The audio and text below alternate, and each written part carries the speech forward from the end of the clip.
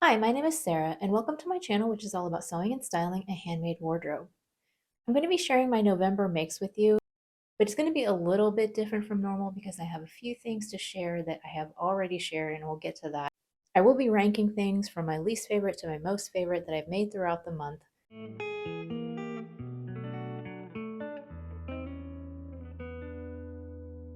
Now, before we get into this month's makes, I do want to go over the refashions and repairs that I did this month. So this first one is a simple one. This is my I Am Patterns Sunshine corduroy pants that I made, I think last year. And I noticed when I pulled them out of storage that the waistband had kind of come apart a little bit, that I hadn't quite caught the top of the waistband seam allowance. And so in the wash, it had kind of poked out. So I just went ahead and unpicked that and then restitched that down. So very simple, easy fix. I think I have a picture of what it looked like before. I'll try to put it in if I have it. And this just took a few minutes, and now it's ready to go back in my closet and I can wear these pants again, although they are still a little bit too big. This is my Megan Nielsen Hovia coat, and technically I never actually finished this because I got to the part of I couldn't decide what sort of closures I wanted to put on it, so I just didn't put any on. And then I had an issue with doing the belt loops. I had tried to sew them out of this puffy quilted fabric, and it was way too thick to turn it inside out, and so I just gave up and didn't put on the belt loops.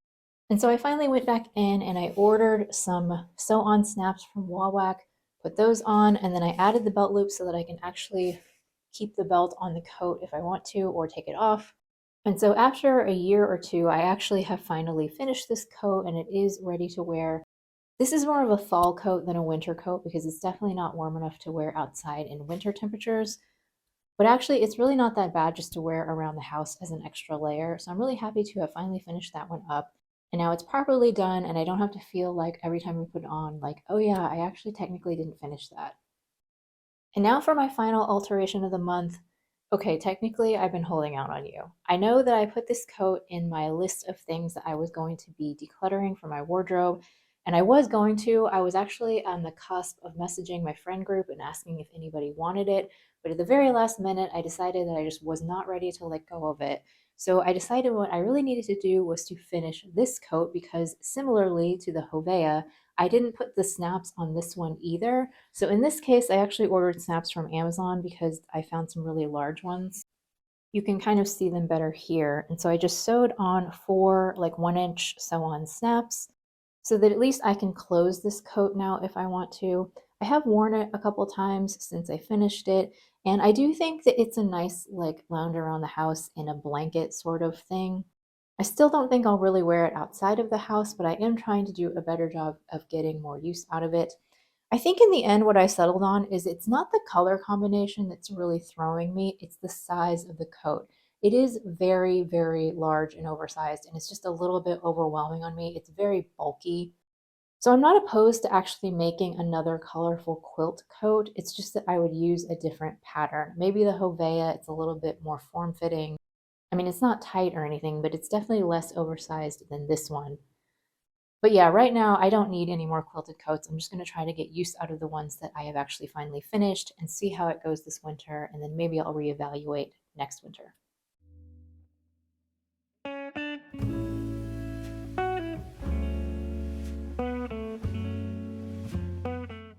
This next make was a little bit of an impulse purchase, so I admit that I probably could have taken more time and thought it through some more. I definitely made some mistakes. But I got it into my head that I really wanted a black skort, something that I could wear over tights in the wintertime or just wear it on its own in the spring and summer. So during the Black Friday sales, I searched for a knit skort pattern and I found one. It's called the Shenanigans Skort by 5 out of 4 Patterns. I have made some of their activewear patterns before and really liked them, so I trusted the company. They were 50% off. So I bought the pattern for $6 when it was on sale. I used 1 yard of activewear fabric that was in a black color that I got from Surge Fabrics a couple of years ago now. And because I only had 1 yard, I was limited to the views that I could choose. There's several different lengths of both the skirt part and the shorts, but I had to go with the shortest ones on both just because that's the fabric that I had available. Now, a lot of the places where I went wrong was with picking a size. So in the instructions, it does have a measurement chart, and then it says if you're in between sizes to size down. But I was really concerned about how the shorts in particular, and also the skirt to a lesser extent, how it was going to fit on my thighs because my thighs are on the larger side. So I ended up kind of sizing up in between sizes. I made a size extra small at the waist, and then I graded up to a size small at the bottom of the skirt and at the bottom of the shorts. Well, it turns out that I really did not need to do that, and so overall, the skirt is a little bit big on me. This is a super, super easy pattern to construct. The shorts do have a gusset, which makes them a lot more comfortable, and I would say that's the only slightly tricky part, but even that is not very hard. Very, very simple and quick to put together. So when I put the waistband on, I hadn't hemmed anything and I just tried it on. And initially I just had the short skirt on, so when I tried it on, it was just way too short. It was like indecently short. So I'm like, oh no, this is just not gonna work. So there is an addition that you can put on the bottom of the short skirt. You can add a flounce. So I went back to the fabric that I had available and I was able to piece together the flounce. It's supposed to be in a front piece and a back piece. I ended up having one front piece, but then I have two back pieces with a center back seam, and that worked out just fine. I don't think it looks too weird. And by adding on the flounce, that did add enough length where I felt like it was something that I could actually wear in public without being ashamed of myself. This is absolutely not something that I would wear to the office. It's just more for like lounging around at home or just going out and about in my day, but not a work thing. Now, because I did grade up on the skirt, it's definitely more flared. It's a very exaggerated A-line, and I think that it's just a little bit too much for me. Again, I probably should have stuck with the size extra, extra small and maybe just went with that and not graded up at all. So in my opinion, the skirt does kind of jut out a little bit too much, but I don't think it's too bad. I think that it's wearable, but it's definitely not perfect. Now, the other part of this being too big and being a little bit weird, I actually think was on the pattern and it wasn't necessarily on me. So the pattern says that you can put elastic in the waistband, but you also don't have to because the fabric that you're using is very stretchy. And to me, if I'm using this very, very stretchy activewear spandex, I'm like, why would I put elastic in the waistband?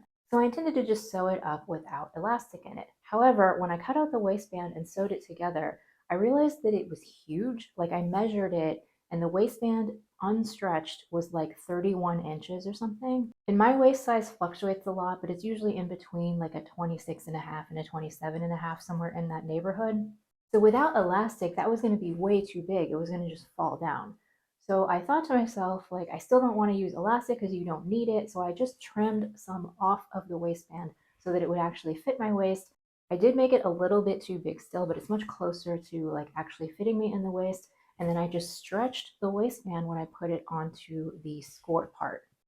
The problem is I really should have reshaped the skirt and also the shorts to match the waistband, because what ended up happening was when I stretched it to fit, like that did work, but it's very like bubbly and flary, especially in the back. I'll try to put in a picture so you can see what I'm talking about. It kind of gathers it in because there's so much extra fabric that's being pulled into that waistband and it doesn't really sit right. So in my opinion, this pattern should have clearly been labeled that you have to use the elastic because it's designed to be that way, and it doesn't really work if you don't use elastic. It would just be way too huge.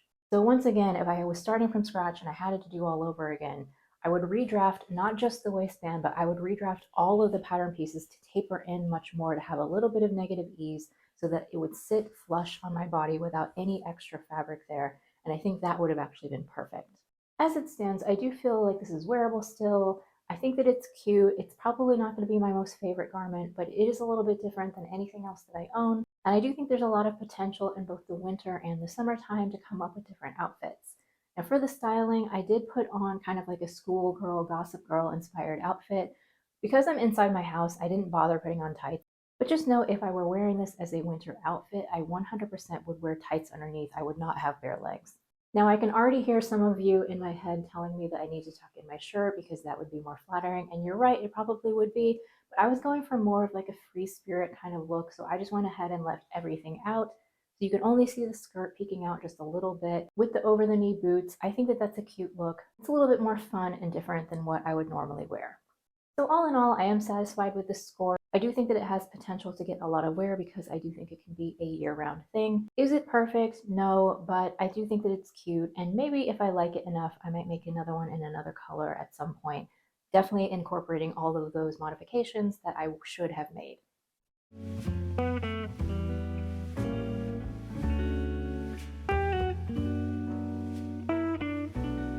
So this is the Marshland cardigan by Tin Can Knits. It's in a book called Strange Brew. I really like that book. I've used it at least 3 times that I can remember. It has a lot of different color worked yoke designs. So if you like color work yoke sweaters, I do highly recommend getting the book. I think that it's very much worth it. They have sizes from children's all the way up to like large adults. Now this cardigan took me way longer than it should have. Maybe I should start with the basics first. I think I made the adult small, and this is actually meant to be a pullover. I turned it into a cardigan.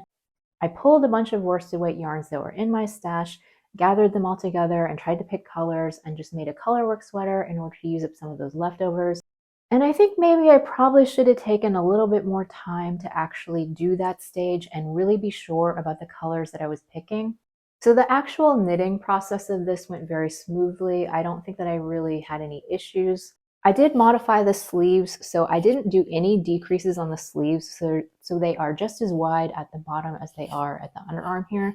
And I did that because I need to be able to layer underneath my cardigans, so I don't like it when a sleeve gets like bunched up under your cardigan. So I like the sleeves to be a little bit looser. I also cropped it a little bit just to suit my frame a bit better. And like I said, I turned it into a cardigan by doing steeks instead of making a pullover. Now, why did it take me so long to knit this cardigan? I want to say it took me something like 75 or 80 days to make this cardigan when it would normally take me around a month. Now, the issue was that I was knitting along the sweater, I had knit the whole body, and I was working on one of the sleeves, and then all of a sudden I was looking at it and I just thought to myself, is this color combination really hideous? I think it might be really ugly.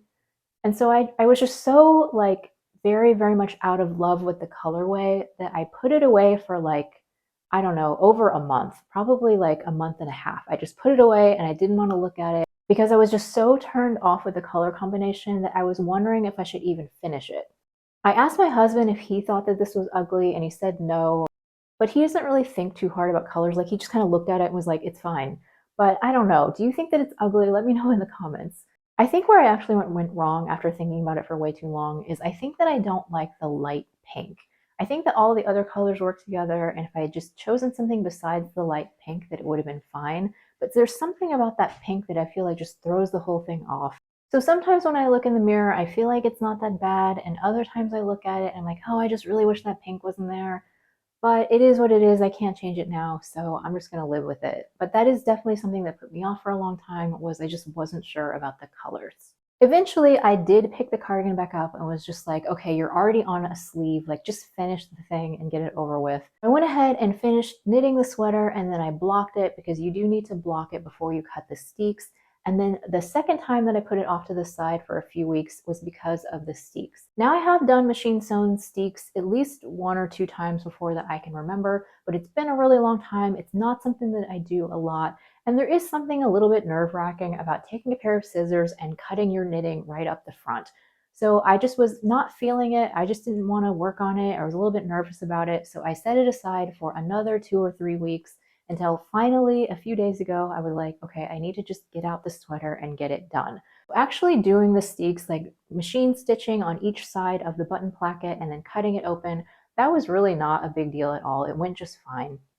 I did have to do machine steeks on this because some of these yarns are superwash, so a crocheted steek is not going to hold. It has to be machine stitching. And then the last little part that took forever was doing these button bands. I did do a double knit button band. I actually used the same instructions that are in the jacket number 2. I'll try to put up a picture of it. I do really like those instructions. It's just that the only thing about doing a vertically knit double knit button band like this is that it takes an eternity. Like it just takes forever to do. It's just in the nature of the thing.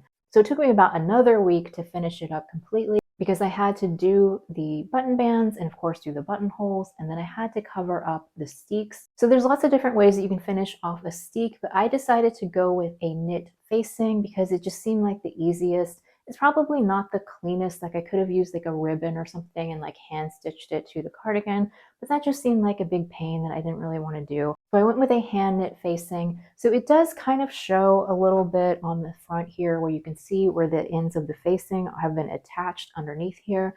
But it does look very clean on the inside, and I don't think that any sort of normal person is going to be staring at my cardigan and being like, that doesn't look quite right. unless they're looking at the colors and being like, oh my God, that's so ugly. So in the end, this sweater felt like a very long journey because of all of the hiccups in between, but I am done with it. And now that it's finished and I'm wearing it today, it is really, really nice and warm. And I do think that it'll be very useful in my wardrobe because it is a little bit more playful. It's a little bit more interesting than a lot of my other cardigans, while also not being completely crazy. It still goes with a lot of things that I already have.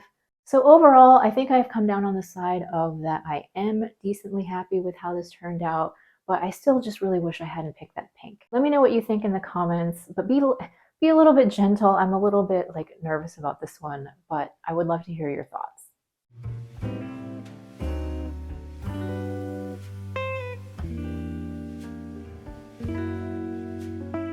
This is the True Bias Zoey tank. This was my second time making this pattern. I made it out of some leftover merino jersey that I got from the fabric store from New Zealand. I had made my husband a t-shirt out of this, and then I had just enough left to squeeze out the cropped view. I did use the add-on pack, so I did a scooped neckline in the front. The original pattern has a V neckline, and I made a size 0 at the top, grading to a size 2 at the waist. Now, originally I had planned to make maybe 2 or 3 of these, but I only ended up with the one. The reason why I wanted to add this to my wardrobe is that my first version of the Zoey tank, which I will put a picture of, I use it as a base layer, and I like these layering tanks because it's merino jersey, so it's a little bit warmer, but it's sleeveless and it has a really deep neckline, and so I can wear it under things like blouses or lower neckline tops where I just don't really want anything to show. All of my other merino jersey tops are high neck, like mock neck or crew neck, and they're going to show underneath clothing. So this kind of tank top can still help keep you warm, but it's also not visible under those thinner, more lower necked tops. I actually wear my first version of the Zoey probably a couple of times a week, so that's why I wanted to add a few more to my closet. Plus, it was a way to use up some of those leftovers that I've been hanging on to forever. Now, the reason why I did not end up making the 2 or 3 that I intended to is because actually constructing this top is kind of a pain in the neck. At least it is for me. So I used my serger and my cover stitch. I've mentioned this before, but I just don't have endless amounts of space in my sewing room. So whenever I want to use my serger or cover stitch, there's only room for me to use one of the machines at a time. So I had to sew with my serger and then put the serger on the floor and then pick up the cover stitch and then do the cover stitching. And then I just kept having to go back and forth between the two machines, and that was very tedious. In addition to that, I didn't have enough black thread to cover both machines. So I also had to clip some of the threads and then rethread each machine every single time I had to switch back and forth. And that was just such a pain in the neck that by the time I finished this one, I was like, nope, I'm done. I'm not doing another one. I'm sure that that memory will eventually fade. And so I do plan to make those additional merino tops at some point. It's just that right now I'm starting to think maybe I should just make one a year. And then I'll have a whole year to forget what an annoying pain in the neck it was. And then I can do another one next year. Now, in terms of the fit on this, the straps are a little bit too long. Whereas with the first version, I did not find that to be the case. I think I might have accidentally stretched these straps out a little bit when I was cover stitching them. I haven't washed this yet. I'm kind of hoping that it'll bounce back in the wash. But the tank top is very, very low. Like if I wore a regular bra with it, you would definitely be able to see the top of the bra on my chest.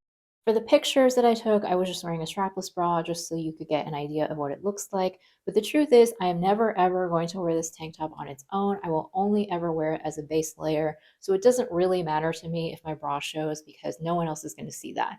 So in the end, I am very happy to have this in my closet. The only thing I'm not sure about is I only had enough fabric to do the cropped length. But I don't know if when I wear the crop top underneath a blouse that I want to tuck in or a shirt or something, if that's going to feel annoying. I haven't worn this yet, so I don't really know the answer to that. But hopefully it'll be just fine and I won't really feel it or anything. And I am happy to have a second version of this tank in my closet because, as I said, it's a very utilitarian thing. And I know that it's going to get so much wear in the winter months. It was just a little bit of a pain to sew.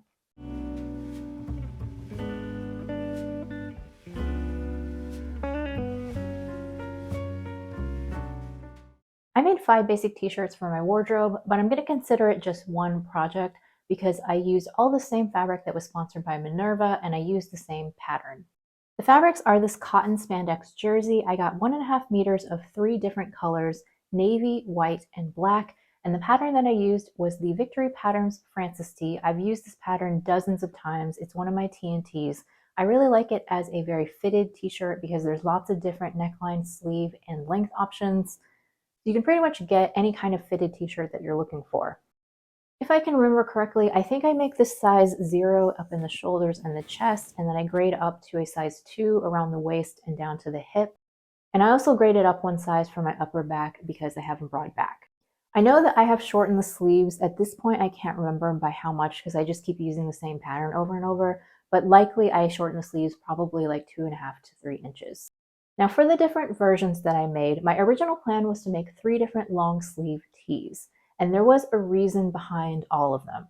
So for this navy one right here with the mock neck, I do not currently have a fitted navy t-shirt in my wardrobe, and navy is a very classic basic color that goes with lots of different things. So this was kind of a hole that was missing in my wardrobe. I also made a crew neck long sleeve black version. That one is sort of a temporary replacement for another top. So I think last year or maybe the year before, I had made a mock neck like this out of merino jersey. And I absolutely love that t-shirt, and I wore it all the time because it's so warm. And when somehow I've lost it, I don't know where it is. I've looked for it everywhere. It probably got tucked away somewhere when I did my closet switchover, and I just can't find it. I have looked for it literally everywhere. So I don't have that t-shirt right now, and I'm really missing it, but I didn't want to make an identical copy in this cotton jersey just in case I happen to find the merino one at some point. I don't need 2 black mock necks. So what I decided to do was I made a crew neck version, which can basically serve the same purpose as the mock neck, but it's not identical. So that hopefully one day when I do find my merino jersey one, I can have both and they're a little bit different. But for now, I will have the crew neck version that I can wear in all the same scenarios that I would wear the mock neck.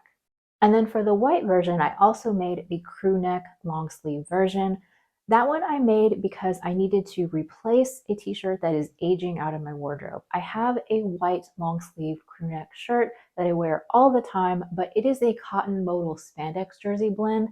And in my experience, anything with modal or bamboo or rayon just doesn't wear as well in a knit. It kind of gets sort of pilly looking. It just gets worn out more quickly in my opinion, and it doesn't hold its shape as well. So my older t-shirt, I definitely did get my money's worth because I wore it all the time, but it's just looking a little bit shabby these days. So I wanted to replace that one. So I ended up making a new cotton spandex jersey white t-shirt with the long sleeves and the crew neck.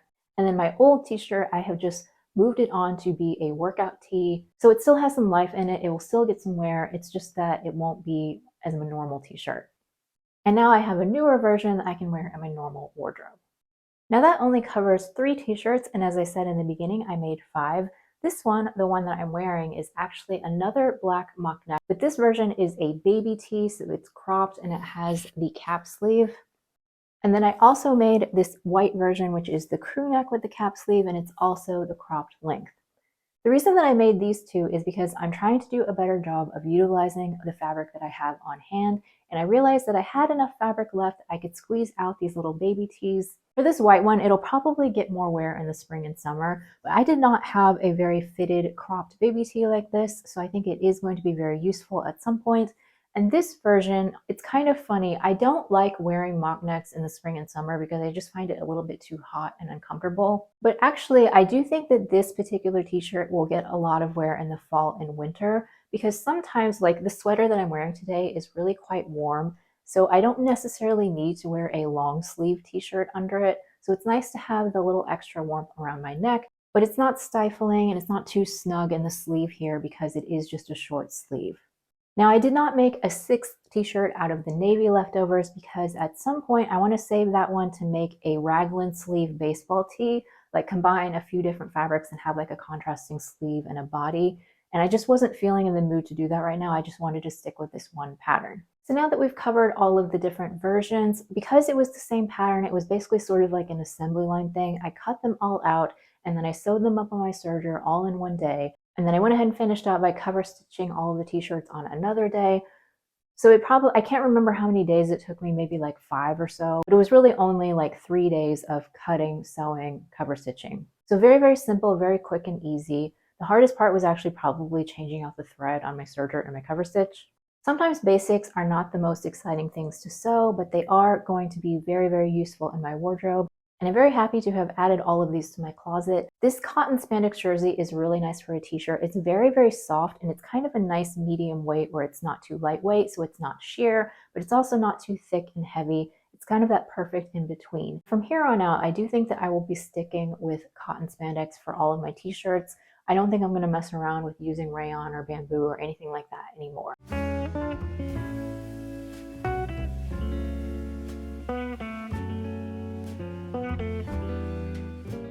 So we've come around to the point of sharing my first and second most favorite makes of the month, but I already shared them in other videos. So number 2 on my list is my Birkin bag that I made using a kit from Babylon Leather. I do have a full review of this bag and the process of making it. So if you're interested in seeing more details, I will put the link down in the description box and also up in the cards. This one was number 2, absolutely love it.